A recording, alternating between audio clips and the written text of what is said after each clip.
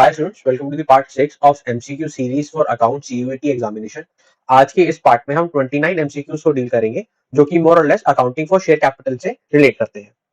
So let's start. Question number 1 है, calculate the amount of second and final call when Abhijit limited issue equity share of 10 rupees each at a premium of 40%, payable on application 3 rupees, allotment 5 rupees and first call 2 rupees।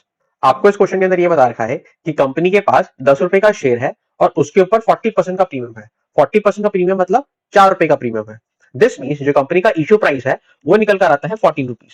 अब इस 14 rupees में से 3 rupees application में मंगाए गए हैं, 5 रुपए allotment में मंगाए गए हैं और 2 रुपए हमने फर्स्ट और फाइनल कॉल पे मंगाए हैं। तो इन टोटलिटी 14 में से हम ऑल अराउंड कॉल्स पे कितना पैसा मंगा रहे हैं? 10 रुपए।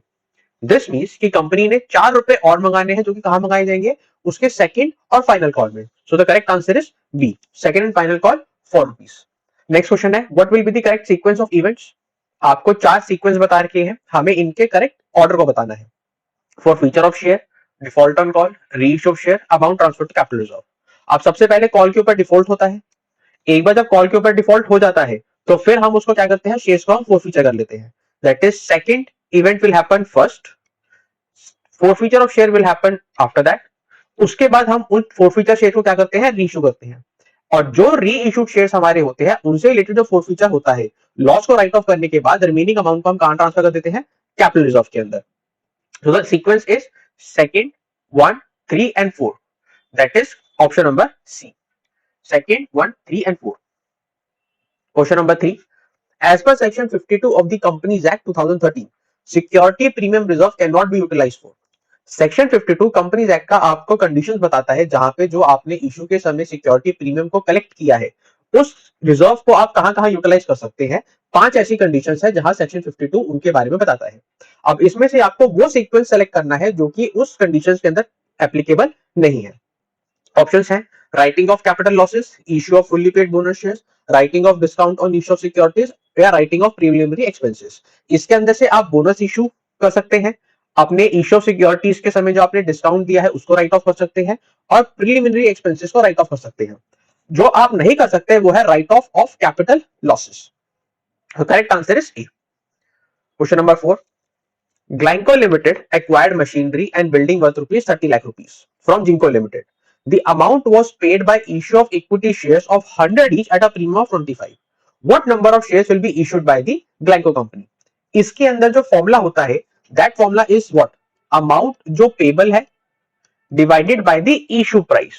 यहां पे जो मिस्टेक बच्चे कर जाते हैं वो इशू प्राइस की जगह उस शेयर के फेस वैल्यू को कैलकुलेट कर लेते हैं, जो कि गलत है। जो अमाउंट आपने पे कर रहा है through the issue of shares, जो कि हमारे केस में कितना है? 30 लाख रुपीस है, followed by what is the issue price? 100 rupees का शेयर है और 25% उसके ऊपर प्रीमियम है, which comes out to be 125 rupees. So अगर आप इसको सॉल्व करेंगे तो आंसर आता है 24,000। तो 24,000 शेयर इशू किए जाएंगे ग्लैंको लिमिटेड द्वारा। सो correct answer is option number A. Question number 5. Mohit had been allotted for 600 shares by Govinda Limited on pro rata basis, which had issued 2 shares for every 3 applied. Pro rata ratio क्या है? जिस बंदे ने 3 share apply करे हैं उसको बदले में गोविंदा लिमिटेड 2 शेयर्स इश्यू करेगी। तो मोहित को अलॉट कितने हुए हैं? 600 shares. He had paid application money of 3 rupees per share and could not pay the allotment money of 5 rupees per share.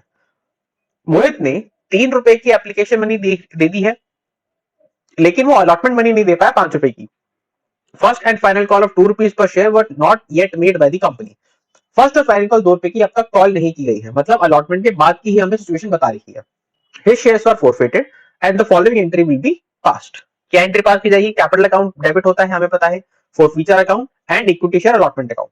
Equity share allotment account की जगह अगर company calls in error account open करती है तो calls in error account create हो जाता है, लेकिन यहाँ पे कंपनी ने calls in error account open नहीं किया तो कॉल का नाम आ गया, that is equity share allotment account will be created.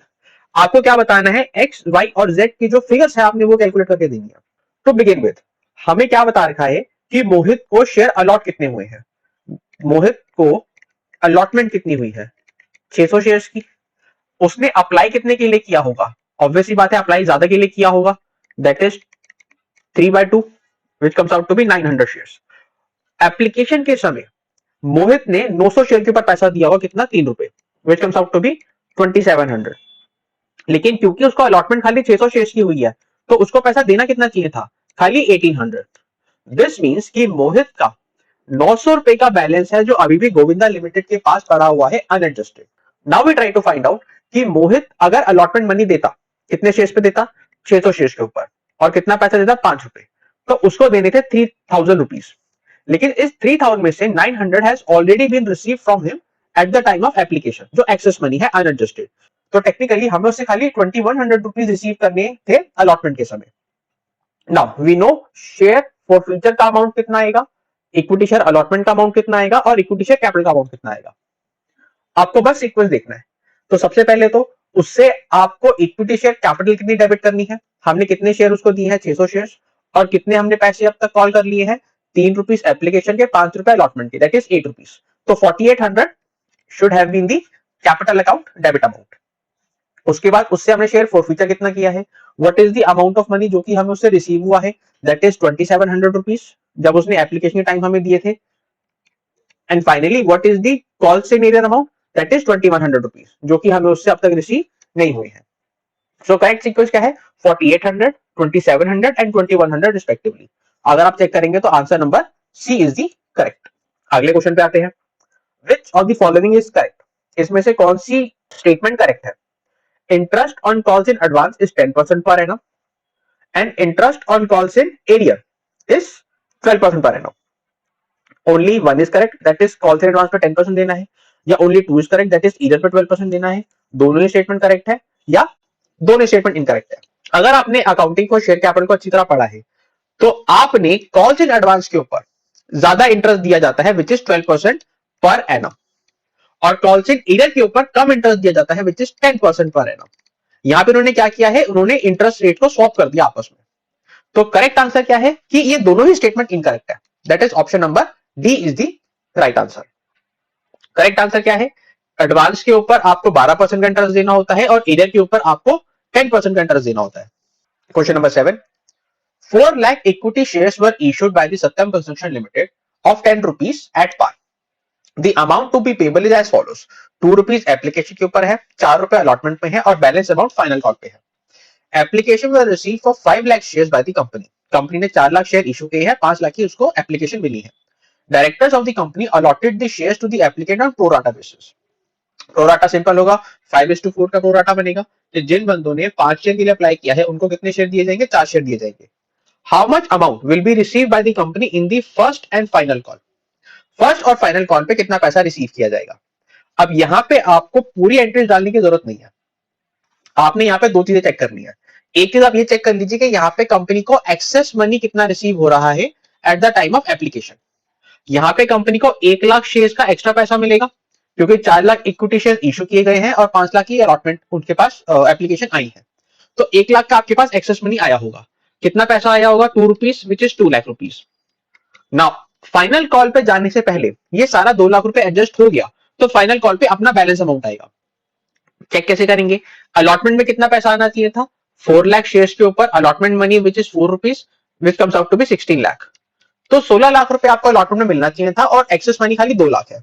इसका मतलब एक्सेस मनी आपका अलॉटमेंट तक आते आते सारा एग्जॉस्ट हो जाएगा। दिस मीन्स कि जो भी आपका फाइनल कॉल का अमाउंट है which comes out to be 4 rupees, कैसे निकाला? 10 रुपए की फेस वैल्यू है, 2 रुपए और 4 रुपए, दैट इज 6 रुपए आपने एप्लीकेशन और अलॉटमेंट में मंगा लिए। तो रिमेनिंग पैसा कहां पे आएगा? First and final call which comes out to be 4 rupees. तो 4 रुपीज पूरे के पूरे 4 लाख शेयर के ऊपर कंपनी को रिसीव होगा, which comes out to be 16 lakh rupees. So correct answer is B. यहाँ पे आपने सिर्फ दो ही चीजें चेक करनी है, एक्सेस मनी कितना आया है, और क्या एक्सेस मनी पूरा एग्जॉस्ट हो रहा है अलॉटमेंट तक आते आते। अगर एग्जॉस्ट हो जाता है तो फर्स्ट एंड फाइनल कॉल पे उसका नॉर्मल अमाउंट ही कैलकुलेट किया जाएगा, लेकिन अगर अनएग्जॉस्टेड रहता है तो फाइनल कॉल का बैलेंस अमाउंट निकाल के जो अनएडजस्टेड एप्लीकेशन मनी है, जो अलॉटमेंट के बाद भी अनएडजस्टेड है, वो माइनस करके आपको आंसर बताना पड़ेगा। Let's come to question number 8। Profit on reissue of forfeited share it transfer to. Forfeited share का जब री इश्यू होता है तो उसका प्रॉफिट कहां ट्रांसफर किया जाता है? It's a very simple answer, capital reserve. Question number 9। Adya Limited invited application for 1 lakh shares and it received application for 1,50,000 shares. Application for 30,000 shares were rejected and the remaining were allotted on pro rata basis. How many share दिया and applicant for 3,000 share will be allotted? Simple straight forward है। 1 लाख हमारे पास share थे issue करने के लिए, हमारे पास applicant आ गए 1,50,000 शेयर के लिए। अब इस 1,50,000 में हमने 30,000 को तो क्या कर दिया, रिजेक्ट, इनको कोई भी अलॉटमेंट नहीं करी।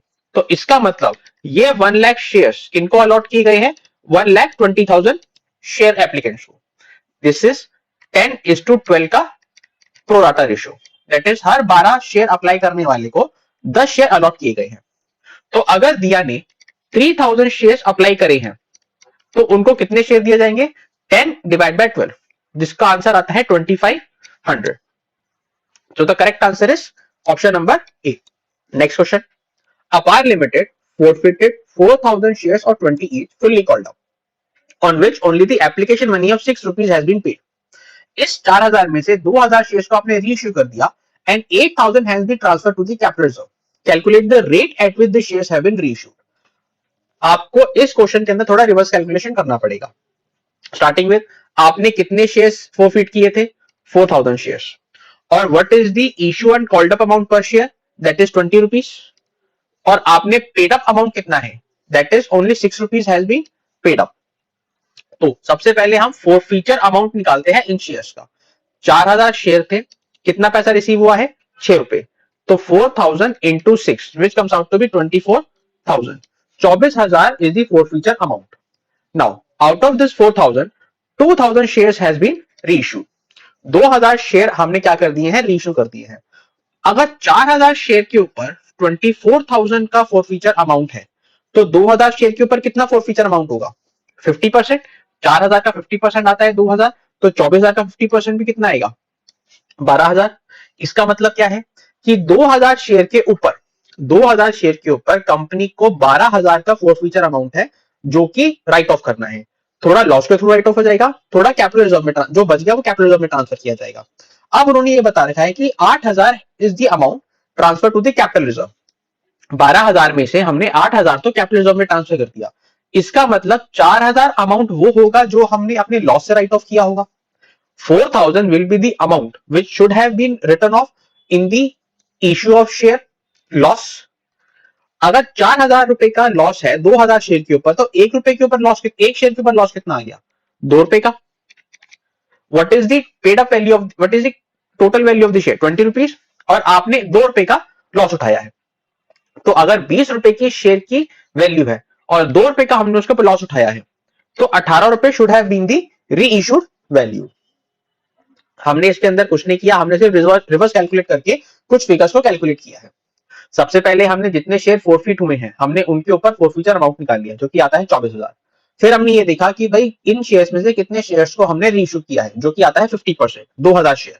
तो 4,000 शेयर के ऊपर अगर 24,000 का फोरफीचर अमाउंट है तो 2,000 शेयर के ऊपर कितना होगा, 12,000। अब 12,000 आपका दो तरीके से राइट ऑफ होता है, एक जो आपने शेयर इश्यू करते समय नुकसान उठाया उससे राइट ऑफ होता है, और बचा अमाउंट कैपिटल रिजर्व में ट्रांसफर कर दिया जाता है। तो अगर 12,000 में से 8,000 रुपए कैपिटल रिजर्व में ट्रांसफर किया गया है तो इसका मतलब loss eight the time of issue of shares कितना है, 4,000 रुपए। 2,000 शेयर्स है, 4,000 रुपए का लॉस है, तो पर शेयर लॉस कितना आ गया, 2 रुपए का। अब 20 रुपए का शेयर वैल्यू है, 2 रुपए का लॉस है, तो करेक्ट आंसर क्या है आपका रीइश्यू अमाउंट का, 18 रुपए। Question number 11, balance of share forfeiture account is shown in the balance sheet under which item. जो शेयर फॉरफीचर का बैलेंस होता है वो कहां दिखाया जाता है। अगर आपने अगेन बैलेंस शीट का फॉर्मेट अच्छी तरह से पढ़ा है तो करंट लायबिलिटी प्रोविजन में तो ये आता नहीं है, reserve and surplus share capital में से ये एक हो सकता है। शेयर कैपिटल का जब नोट्स अकाउंट बनाते हैं तो शेयर फॉरफीचर का बैलेंस उसके अंदर हम दिखाते हैं। तो correct answer is C, share capital account. Question number 12, premium received on issue of share is shown on. जब हम शेयर को इश्यू करते हैं और उस पर जो प्रीमियम मिलता है वो कहां दिखाते हैं, equity and liability part of the balance sheet, debit side of the statement of profit and loss account, credit side of the profit and loss account, या asset part of the balance sheet. Balance sheet का item है ये तो पता है, तो और asset तो नहीं है कंपनी की, it is not shown in profit and loss account at all. तो क्रेडिट हो डेबिट हो दोनों ही आंसर इनवैलिड हो गए। बैलेंस शीट के अंदर आता है, कहां पे आता है, इक्विटी एंड लायबिलिटी वाले पार्ट के अंदर, that is option number A. Question number 13, under which of the following heading या सब heading calls in advance will be presented in the balance sheet of the company as per schedule 3 part 1 of the companies act। Company को जो पैसा advance में मिल जाता है वो कहां दिखाया जाता है। The money which is received in advance is a liability for the company. ठीक है, ये कोई शेयर से रिलेटेड लायबिलिटी नहीं है, तो शेयर कैपिटल और share application pending allotment is not the correct answer. Reserve and surplus है नहीं, क्यों? क्योंकि ये पैसा आगे आने वाले शेयर में सेट ऑफ हो जाएगा। तो करेक्ट आंसर क्या बचता है हमारे पास? Current liability, option number A. Question number 14, a company issued 60,000 shares of 10 each. Amount कैसे कैसे पे करना है? 10 रुपए का, 4 रुपए एप्लीकेशन पे है, 2 रुपए आपका अलॉटमेंट पे है, 2 रुपए आपका फर्स्ट और फाइनल कॉल पे है, and remaining money on final call. 10 रुपए में से आपने 4 रुपए, 2 रुपए और 2 रुपए फर्स्ट और अलॉटमेंट में मंगा लिए, दैट इज 4, 6 एंड 8। 2 रुपए आपने फाइनल कॉल पे मंगाने हैं। कॉल्ड अप वैल्यू पर शेयर वॉज 8 रुपीज। अब तक आपने खाली 8 रुपए ही मंगाए हैं। Company forfeited 1200 shares of mister x for not payment of the first call money. That is आपने फर्स्ट कॉल करी और एक है मिस्टर एक्स जिनके 1200 शेयर्स आपने फोरफिट कर लिए। The forfeiture of share, the share capital account will be. आप शेयर कैपिटल अकाउंट कितने से आपने डेबिट या क्रेडिट करना है, अमाउंट बताना है, और डेबिट और क्रेडिट करना है, क्या करना है आपने ये बताना है। On forfeiture of share, share capital account के साथ क्या होगा? अगेन, शेयर कैपिटल अकाउंट हमें पता है डेबिट होता है। Share capital account is debited by what amount? By the called up amount. Called amount कितना है? 1200 शेयर्स के ऊपर 8 रुपए, which comes out to be 9600। तो करेक्ट आंसर क्या है कि शेयर कैपिटल अकाउंट डेबिट होगा 9600 रुपीज से। सो correct answer is option number ए। इस क्वेश्चन में मिस्टेक क्या करते हैं बच्चे कि डेबिट तो ठीक करते हैं लेकिन जो अमाउंट है वो फेस वैल्यू पे ले लेते हैं। वो ये बात भूल जाते हैं कि ये जो अब तक कॉल्ड अप अमाउंट है, कॉल्ड अप अमाउंट से ही शेयर कैपिटल डेबिट होती है eight the time of forfeiture. अगर वो फुली कॉल्ड अप है तो पूरे 10 रुपए से होता है, पार्शली कॉल्ड अप है तो जितना अमाउंट कॉल्ड अप किया है उसी अमाउंट से शेयर कैपिटल को डेबिट किया जाता है। Next question, Atul limited purchase building from Tara limited for 18 lakh rupees. Payment made by issuing shares of 100 rupees at 20 rupees का premium. Number of share issued by Atul limited to Tara limited will be. ये हम already पहले कर चुके हैं। इसका फॉर्मूला क्या होता है? Amount payable which is 18 lakh rupees हमने पे करना है, divided by the issue price. Issue price कितना है? 100 रुपीज प्लस 20 रुपीज का प्रीमियम, दैट इज 120 रुपीज। तो 18 lakh divided by 120, the answer comes out to be 15,000। 15,000 share issue किए जाएंगे। Correct answer is B. Next question, a shareholder Suhana who had applied for 1,440 shares of 100 each failed to pay the allotment money of 30 rupees per share and first and final call of 30 rupees per share. Company issued 50,000 shares to the applicant of 60,000 shares on the pro rata allotment basis. What will the amount of calls in area on first and final call? Question को ध्यान से देखिएगा। Allotment money उसने नहीं दी है और first and final call भी नहीं दी है। क्वेश्चन के अंदर कॉल्स इन एरियर का अमाउंट पूछा गया है लेकिन फर्स्ट और फाइनल कॉल का। तो इसके अंदर आपने क्या चीजें कैलकुलेट करनी है? पहले आपने ये ढूंढना है कि अगर अप्लाई किया है या अलॉट किया है। सुहाना के शेयर्स अप्लाइड शेयर्स गिवन है, तो मुझे सुहाना के अलॉटेड शेयर्स निकालने पड़ेंगे। अलॉटेड शेयर्स कैसे निकलते हैं? आपको रेशो चाहिए। रेशो ने क्या बता रखा है? 50,000 इशू किए थे, 60,000 के हमारे पास एप्लीकेंट्स आए थे, दैट इज 5:6 का हमारे पास क्या है? प्रोराटा है। हर 6 शेयर मांगने वाले को 5 शेयर दिए हैं। तो अगर सुहाना ने 1,440 शेयर्स के लिए अप्लाई किया है तो उसको अलॉट कितने शेयर किए होंगे? 5 divide by 6 which comes out to be 1200। अब 1200 शेयर्स के ऊपर उन्होंने अपनी फाइनल कॉल नहीं दी है। फाइनल कॉल कितने रुपए की दे रखी है? 30 रुपीज की, which comes out to be 36,000। तो करेक्ट आंसर क्या है? Option number B. इसके अंदर अगर आपको क्वेश्चन और थोड़ा कंफ्यूज करना चाहे तो आपको यह बता सकता है कि जो आपका एप्लीकेशन के समय एक्सेस मनी था वो अलॉटमेंट के आगे भी अनएडजस्टेड है। वो चेक करने के लिए बच्चे क्या कर सकते हैं? अपना अप्लाइड शेयर्स और अलॉटेड शेयर्स को चेक कर सकते हैं कि कंपनी के पास अलॉट करने के लिए शेयर है कितने और एप्लीकेशन कितनी आई है। अगर जो हमारा रेशो निकल कर आता है, हमारे केस में रेशो 5:6 का है, 5:6 का ratio is not a very big ratio. जो गैप है वो खाली एक शेयर का गैप है। इसीलिए ज्यादातर क्योंकि गैप छोटा होता है तो एप्लीकेशन का जितना भी एक्सेस मनी होता है वो अलॉटमेंट में ही सेटल हो जाता है, क्योंकि गैप ज्यादा नहीं है। गैप जितना ज्यादा होगा उतनी ज्यादा चांसेस है कि एप्लीकेशन का एक्सेस मनी अलॉटमेंट से भी आगे जाएगा। अगर मान लीजिए गैप आता है 1/6 शेयर का, दैट इज हर 6 शेयर मांगने वाले को सिर्फ एक शेयर दिया गया है, तो यहां पे चांसेस है कि एप्लीकेशन का एक्सेस मनी भी अलॉटमेंट से आगे जा सकता है।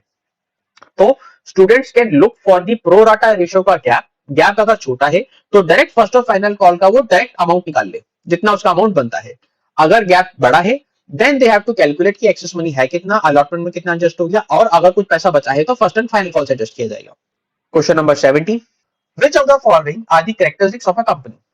आपको कुछ कैरेक्टरिस्टिक बता रखी है, आपको ये बताना है कि इनमें से कंपनी का कौन सा कैरेक्टरिस्टिक्स है। The liability of member is limited up to the face value of the share held by them. Company is a separate body which can sue and be sued in its own name. It is a voluntary association of person and perpetual succession. थोड़ा theoretical part है, लेकिन ये सारी की सारी condition 1 से लेकर 4 तक they are all applicable on a company. Limited liability होती है पार्टनर्स की, एक सेपरेट बॉडी होती है which is formed under a law, company act के अंदर बनाई जाती है, जिसकी एक अपनी एंटिटी होती है। It can be sued and it can sue other party. Voluntary association है, कोई जबरदस्ती नहीं होती, कॉमन माइंड वाले लोग एक साथ मिलकर आते हैं। और परपीचुअल सक्सेशन है, किसी डायरेक्टर के रिटायर से या डेथ से हमें कंपनी के चलने में कोई फर्क नहीं पड़ता। So all of the above are the characteristics of a company. Question number 18, money received in advance from shareholder before it is actually called up is what? Debited to calls in advance account, credited to calls in advance account, debited to calls account, या none of the above. First and foremost it is calls in advance. मैंने पैसा मंगाया नहीं, लेकिन मेरे share holder ने वो पैसा पहले ही दे दिया, तो ये कॉल्स इन एडवांस है। कॉल्स इन एडवांस कंपनी के लिए लायबिलिटी होती है, और लायबिलिटी का नेचर क्या होता है? When liability increases they are credited. So correct answer is what? B, credited to calls in advance account. Question number 19, Samrat Limited purchased land from Goenka Limited for 36 lakh. Payment was made by issuing 100 shares at a premium of 20%. आपको number of shares निकालने हैं। ये question हम बहुत बार कर चुके हैं। Formula क्या होता है? जितना अमाउंट हमने पे करना है 36 lakh divided by the issue price. Issue price क्या है? 100 रुपए का शेयर है, 20 रुपीज का प्रीमियम है, that is 120 rupees. So answer comes out to be 30,000। तो option A is the correct answer. Question number 20, if applicants for 80,000 shares were allotted 60,000 shares on pro rata basis, that is हर 8 मांगने वाले को हमने 6 share दिए हैं। आप और छोटा करना चाहे तो और छोटा कर सकते हैं। Rakesh who was allotted 1200 shares must have applied for। अब यहां पे आपने क्या निकालना है? उनका अप्लाइड शेयर्स निकालना है। तो अप्लाइड शेयर तो ज्यादा ही होगा, दैट इज 1200 शेयर थे, उन्होंने कितने के लिए एप्लीकेशन डाली होगी? आप सॉल्व करेंगे तो आएगा 1600। Correct answer is C. Next question क्या है? Jagdamba fabricators limited forfeited 1000 equity shares of 100 each, 60 rupees paid up. These shares can be reissued at a minimum price of। Jagdamba fabricator ने 1000 शेयर्स का फॉरफिट किया है, जिसके ऊपर 60 rupees is only paid up.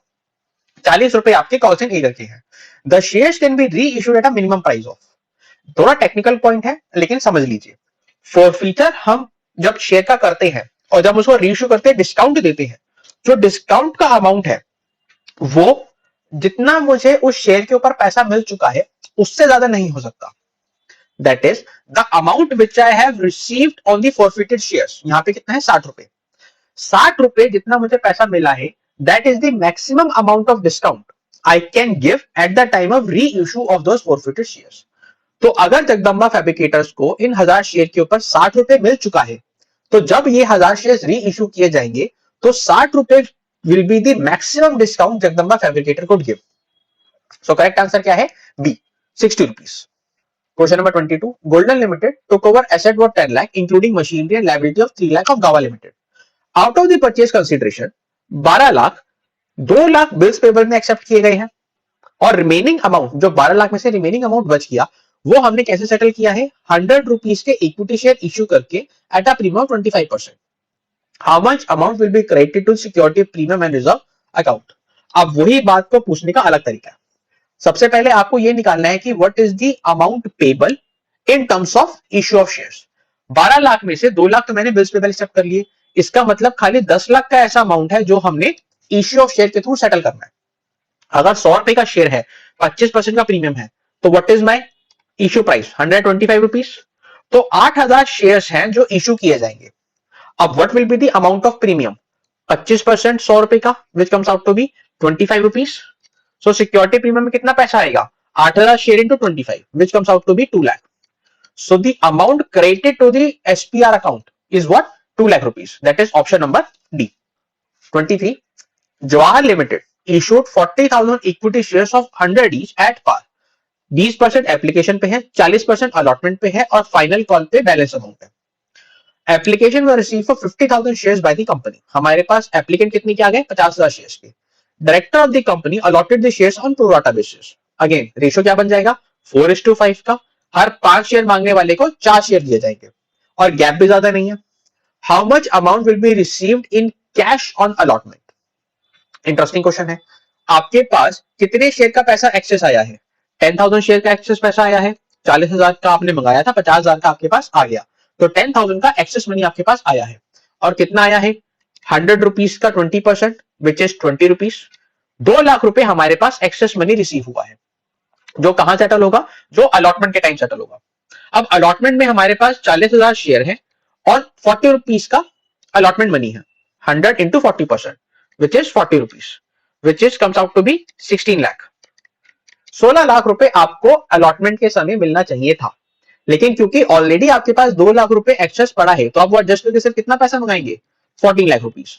So correct answer is what? The correct answer is option number A, 14 lakh. Question number 24, assertion और reason है। आपको क्या बताना है कि क्या असर्शन और रीजन दोनों ट्रू है, और जो रीजन दे रखा है क्या वो असर्शन का रीजन है या नहीं। असर्शन क्या है? Received amount of security premium will not be debited to security premium reserve account on forfeiture of shares. बिल्कुल सही बात है। अगर शेयर्स का फॉरफीचर होता है और उन शेयर्स के ऊपर सिक्योरिटी प्रीमियम रिसीव हो चुका है, तो वो सिक्योरिटी प्रीमियम रिजर्व का अकाउंट आप डेबिट नहीं करते। इसका रीजन क्या है? इसका रीजन है कंपनीज एक्ट का सेक्शन 52, जो कि हमें लिमिटेड कंडीशंस बताता है सिक्योरिटी प्रीमियम के अकाउंट को यूज करने के लिए, और वहां पे फॉरफीचर इज नॉट द रीजन। इन्होंने क्या रीजन बता रखा है? Received amount of security premium will be debited while writing off certain type of capital और लॉसेस एंड एक्सपेंडिचर। बिल्कुल सही बात है कि जब हमारे पास सिक्योरिटी प्रीमियम रिसीव होता है तो वो डेबिट तभी होता है जब कुछ कंडीशंस हमारी सर्टेन सेटिस्फाई होती हैं, जो कि सेक्शन 52 के अंदर गिवन है। इसका मतलब पहली बात, ए और आर दोनों करेक्ट है, और R is the correct explanation of A. That is option number A is the correct answer. Question number 25, Abe limited purchase a machinery from XY limited for 4,50,000 rupees. Abe limited ने 90,000 रुपए तो immediately bank draft के through pay कर दिया, और balance उन्होंने issue of preference shares किया है 100 रुपीज का at a premium of 20%। Shares issued by एबे लिमिटेड विल बी व्हाट? आपने नंबर ऑफ शेयर्स निकालने हैं। सिंपल सीधी बात है। अमाउंट पेबल कितना है? 4,50,000 टोटल अमाउंट था, 90,000 उसमें से हमने ऑलरेडी पे कर दिया, so balance amount comes out to what? 3,60,000। और ये 3,60,000 कैसे पे कर रहे हैं? प्रेफरेंस शेयर्स को इश्यू करके, जिनका इश्यू प्राइस क्या है? 120 रुपीज। 100 रुपए की फेस वैल्यू है, 20 रुपीज का प्रीमियम है, तो 3,60,000 डिवाइडेड बाय 120, ये आता है 3,000। तो 3,000 प्रेफरेंस शेयर्स इश्यू किए जाएंगे। Correct answer is a. Question number 26 से 29 केस स्टडी बेस है, तो एक बार केस स्टडी पढ़ते हैं। Cosmos Limited is engaged in manufacturing of electrical two-wheeler parts. Because of the significant growth potential in this segment, the company decided to expand, which will necessitate an extra expenditure of 20 crore rupees. Company को expand करना है, जिसके लिए company को 20 करोड़ रुपए की requirement है। And the board of directors has agreed कि इस 20 करोड़ में से 75% तो हम इश्यू ऑफ शेयर करके रेस करेंगे, और बाकी को हम लॉन्ग टर्म डेट के थ्रू रेस करेंगे। दैट इज 20 करोड़ का 75%, 15 करोड़ रुपए हम इक्विटी शेयर इश्यू करके रेस करेंगे। कंपनी का जो मेमोरेंडम ऑफ एसोसिएशन है, वहां पे हमने इक्विटी शेयर की फेस वैल्यू कितनी ले रखी है? 100 रुपए की, और मार्केट स्टैंडिंग की कंपनी के देखा जाए तो कंपनी अपने शेयर को 25% प्रीमियम पे भी इश्यू कर सकती है, जहां पे भी एप्लीकेंट खरीदने आ जाएंगे। So director decided to issue sufficient shares. Number of shares आपको निकालने हैं इंक्लूडिंग प्रीमियम।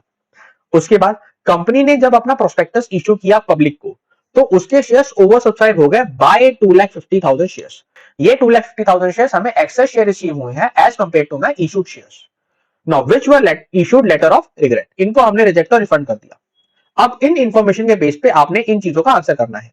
क्वेश्चन नंबर 26 से कहता है total amount collected on application would be. आपको एप्लीकेशन के समय कितना पैसा मिला, अब उसके लिए आपको नंबर ऑफ शेयर्स निकालने पड़ेंगे, और नंबर ऑफ शेयर्स हम कैसे निकालेंगे? 20 करोड़ में से 75% हम इश्यू ऑफ शेयर्स के थ्रू रेज करेंगे, that is 15 crore rupees is the requirement. What will be the issue price? 100 rupees का शेयर है, प्लस 25% का हम अपना प्रीमियम पे शेयर इश्यू कर सकते हैं, तब भी लोग खरीदेंगे। 15 crore divided by 125, this comes out to be 12 lakh shares. Company ने इश्यू कितने शेयर्स करे होंगे? 12 लाख। लेकिन हमें क्या बता रखा है कि कंपनी को एक्चुअल में कितने एप्लीकेंट्स आए हैं? 12 लाख प्लस 2,50,000 विच इज 14,50,000। और क्योंकि हमें यह बता रखा है कि सारा की सारा पैसा हमने एप्लीकेशन के थ्रू ही मंगा लिया है, तो 125 रुपीज सारे के सारा हमने एक साथ मंगाया होगा. So this comes out to be 18 crore 12 lakh 50,000. So the correct answer is option number D. Question number 27 में क्या पूछ रहे हैं? Cosmos Limited offered dash equity shares for the issue. Already हम कैलकुलेट कर चुके हैं 12 lakh shares. Question number 28. How much fund be raised by Cosmos Limited by long term debt? Straight forward है. 20 करोड़ की हमारे पास रिक्वायरमेंट थी. 75% हमने इश्यू ऑफ इक्विटी शेयर करके रेज किया है. तो रिमेनिंग 25% हम कैसे रेज करेंगे? अपनी लॉन्ग टर्म डेट से. तो 20 करोड़ का 25% comes out to be 5 crore rupees. और final, shares are issued at premium. What will be the issue price of the share? 100 रुपए का शेयर था, 25% का प्रीमियम है, तो 100 plus 25 rupees, which comes out to be 125. Correct answer is C. So this ends our part 6 of CUET account series. अगर आपको ये MCQs की सीरीज अच्छी लग रही है तो please like subscribe to my channel और अपने दोस्तों के साथ शेयर कीजिए जो कि अपने 2024 के अंदर सीयूईटी एग्जाम के अंदर अपीयर करने वाले हैं. Thank you so much.